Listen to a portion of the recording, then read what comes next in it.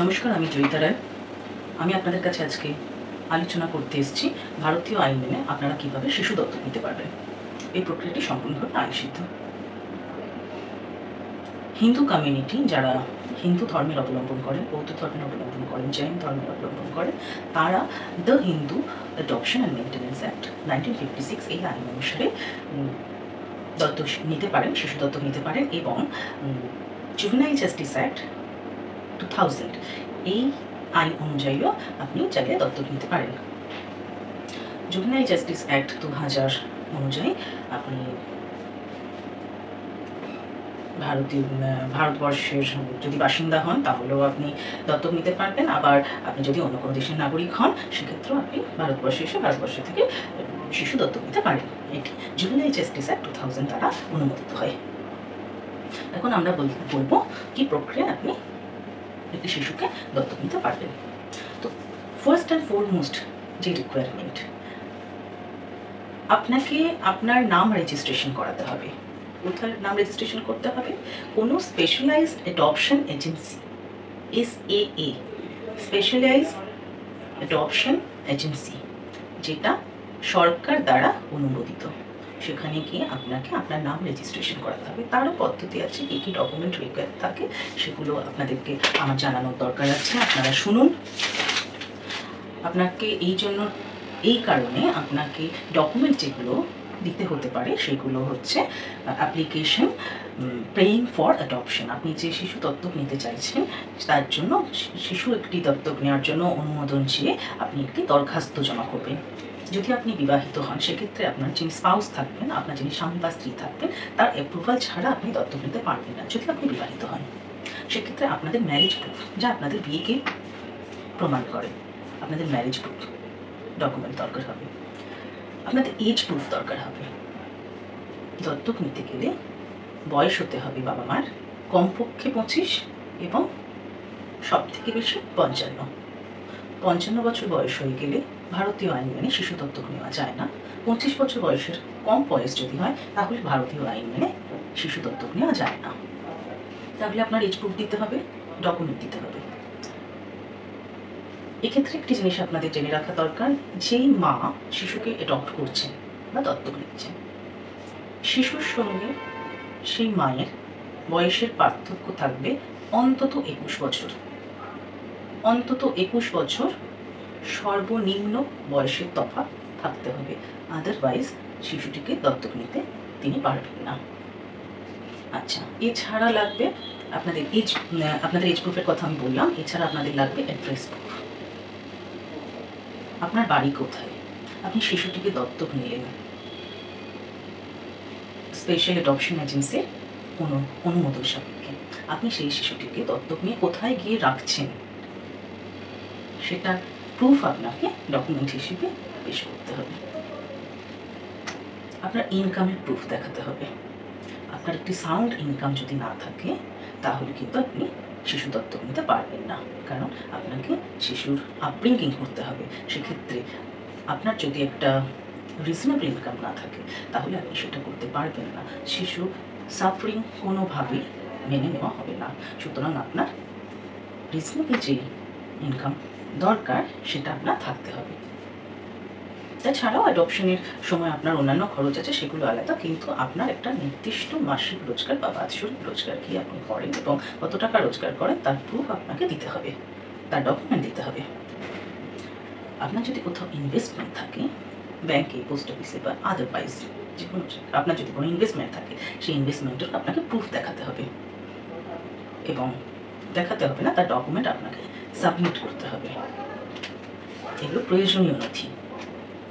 এছাড়াও এই ডকুমেন্টগুলো তো লাগবেই, আপনার ছবি লাগবে 4 কপি করে।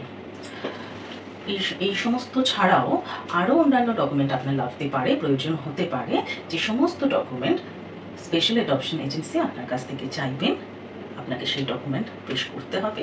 এছাড়াও কোর্ট যদি আপনাকে বলে যে কোনো ডকুমেন্ট আপনাকে দেখাতে হবে, আপনাকে কিন্তু সেই ডকুমেন্টও দেখাতে হবে কোর্টের কাছে বা স্পেশাল অ্যাডপশন এজেন্সির কাছে আপনাকে পেশ করতে হবে। এগুলো কিন্তু আবশ্যক। এই সমস্ত ডকুমেন্টগুলো যখন আপনি দিলেন, আপনি নাম রেজিস্ট্রেশন করালেন, তখন আপনার নামটি রেজিস্টার্ড হয়ে গেল যে আপনি একটি শিশুকে দত্তক নিতে চাইছেন। এরপর কি হবে? এরপর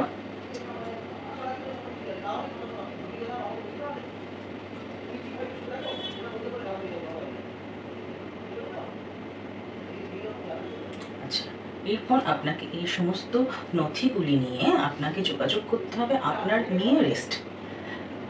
আপনার নাম রেজিস্ট্রেশন করানো হলো, এরপরে আপনি যাবেন আপনার nearest adoption coordinating agency, adoption coordinating এজেন্সির অফিসে। সেখানে আপনি আপনার সমস্ত নথি জমা দেবেন। তারপরে তারা একটি দিন ধার্য করে আপনাদের বলে দেবেন। সেই এজেন্সি থেকে প্রতিনিধি বা প্রতিনিধি দল আপনার বাড়িতে আসবেন হোম স্টাডি করতে। আপনি কোথায় এনে বাচ্চাটিকে রাখবেন সেটা জানা তাদের জন্য আবশ্যক।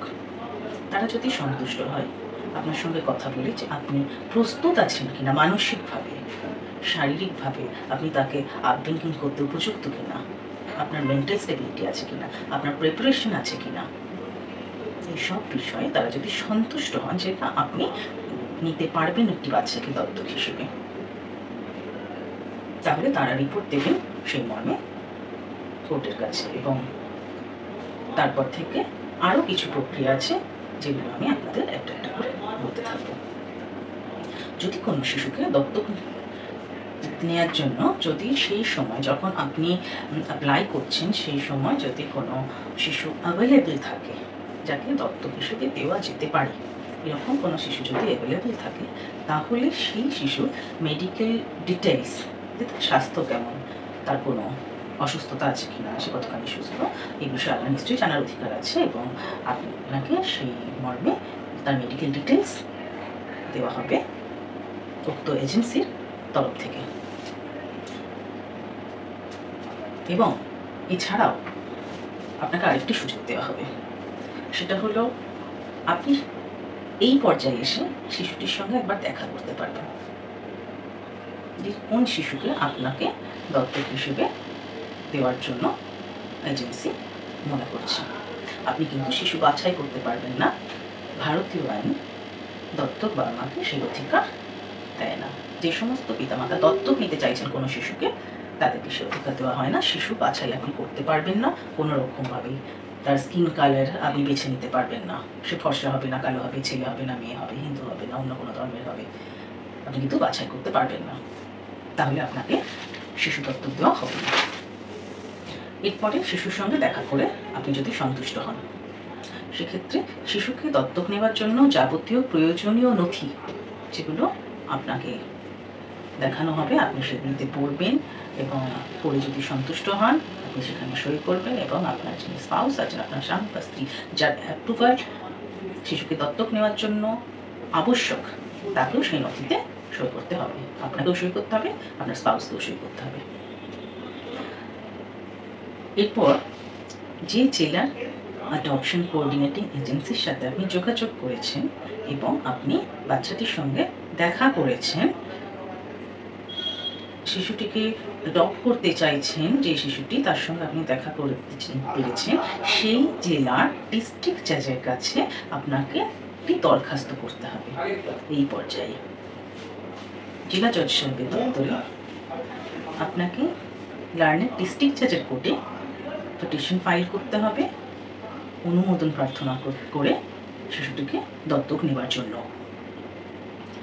এরপর আপনি এই শিশুটিকে নিয়ে কোনো pre adoption foster care centre, pre adoption foster care centre, এই সেন্টারে আপনি যেতে পারেন, শিশুটিকে নিয়ে যেতে পারেন এবং সেখানে উপস্থিত যারা নার্সিং স্টাফ থাকবে তাদের কাছ থেকে শিশুটির হ্যাবিটস এবং আদার ডিটেলস বিষয়ে তথ্য সংগ্রহ করতে পারবেন। কোর্টে যখন দরখাস্তের শুনানি হবে, যে দরখাস্তটি আপনি করেছিলেন অনুমোদন চেয়ে কোর্টের কাছ থেকে যে আপনি শিশুটিকে দত্তক নিতে পারবেন কিনা, তার তো একটা শুনানি দিন ধার্য হবে। আপনাকে এই শুনানির দিন কিন্তু অবশ্যই উপস্থিত থাকতে হবে কোর্টরুমে শুনানি চলাকালীন, যে সময় জজ সাহেব আপনাকে কিছু প্রশ্ন করবেন এটা বোঝার জন্য যে আপনি সত্যি শিশুটিকে দত্তক নেওয়ার জন্য উপযুক্ত কিনা। ক্লোজ ডোর রুমে এই প্রসিডিং হয়। জজ সাহেব আপনাদের জানাবেন শিশু দত্তক নেওয়ার জন্য কত টাকা ইনভেস্ট করতে হতে পারে, তার অ্যামাউন্ট, তার পরিমাণ, এবং একটি পরবর্তী দিন আপনাকে জানানো হবে পরবর্তী শুনানির জন্য। পরবর্তী শুনানির দিন আবার আপনাকে উপস্থিত থাকতে হবে এবং ইনভেস্টমেন্টের রিসিপ্ট, যে ইনভেস্টমেন্টটা আপনাকে করতে বলা হয়েছিল শিশুটিকে দত্তক নেওয়ার জন্য, আপনি যে ইনভেস্টমেন্ট করেছেন তার নামে, তার ফেভারে, তার তো একটা প্রমাণ চাই। এই প্রমাণ স্বরূপ আপনি ইনভেস্টমেন্ট রিসিপ্ট যেটা, সেটা কোর্টরুমে এসে সাবমিট করতে পারেন জজ সাহেবের সামনে। জজ সাহেব যদি সন্তুষ্ট হন আপনাকে অনুমোদন দিয়ে দেবেন, সন্তুষ্ট না হলে অনুমোদন দিবেন না। এই পুরো প্রক্রিয়াটি শেষ হতে শিশুকে দত্তক নেওয়ার জন্য আপনি রেজিস্ট্রেশন করালেন, এখান থেকে আপনি অনুমোদন পেয়ে আপনার দত্তক নেওয়া শিশুটিকে বাড়িতে নিয়ে এলেন। এই পুরো প্রক্রিয়াটি সম্পন্ন হতে অন্তত 5 বছর সময় লাগে। এর থেকে তাড়াতাড়ি হওয়ার সুযোগ কম, কারণ এমন অনেক মানুষ আছেন যারা নিঃসন্তান, তারা আপনার আগে আছেন, আগে এসেছেন, আগে চেয়েছেন অনুমোদন, তো তাদেরকে আগে দেওয়া হবে দত্ত, তাদের যেহেতু প্রেয়ের আগে, সেহেতু তাদের কাজ হয়ে গেলে আপনার টার্ন আসবে, তাদের পরে আপনার টার্ন আসবে। এবার আপনি তো বাড়িতে নিয়ে চলে এলেন আপনার বাচ্চাকে, আপনার দত্তক নেওয়া শিশুটিকে, এক্ষেত্রে কি সবটা সম্পন্ন হয়ে গেল? গেল না, আর কিছুটা বাকি থাকে। এবার শিশুটি আপনার বাড়িতে এসে আপনার কাছে, আপনার সাথে সে ভালো থাকছে কিনা, আনন্দে থাকছে কিনা, সে মানসিকভাবে সুস্থ থাকছে কিনা, সে শারীরিকভাবে সুস্থ থাকছে কিনা, তার ভালো লাগছে কিনা, মোট কথা সে ভালো থাকছে কিনা, সে আনন্দে থাকছে কিনা, এইটা কিন্তু অবশ্যই দেখা হবে। যে অ্যাডপশন কোঅর্ডিনেটিং এজেন্সি আছে তারা ফলো আপ রাখবেন, তারা আপনার বাড়িতে আসবেন, দেখবেন, শিশুর সাথে কথা বলবেন এবং তারা যে তথ্য পাবেন সেটা রিপোর্ট আকারে কোর্টের কাছে পেশ করবেন। এটি কয়েক বছর পর্যন্ত চলতে পারে, এটি 2-1 বছর অবধি চলতে পারে, এটা তার বেশি চলতে পারে, সেটা কোর্ট যেরকম সিদ্ধান্ত নেবে সেই অনুযায়ী পাবে। এখন কথা হচ্ছে, শুধুমাত্র যারা বিবাহিত তারাই কি শিশু দত্তক নিতে পারেন?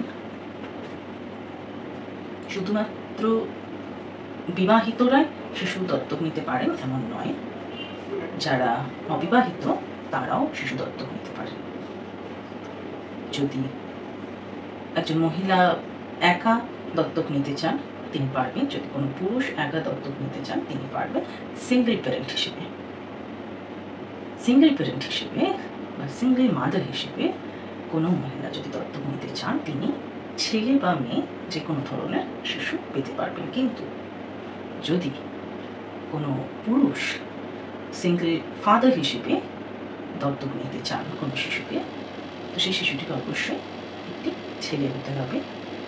ভারতবর্ষের যে অ্যাডপশন ল, সেই ল বা দত্তক নেওয়ার যে আইন, সেই আইন অনুমোদন করে না যে একজন অবিবাহিত পুরুষ একটি ফিমেল চাইল্ডকে অ্যাডপ্ট করতে পারবেন।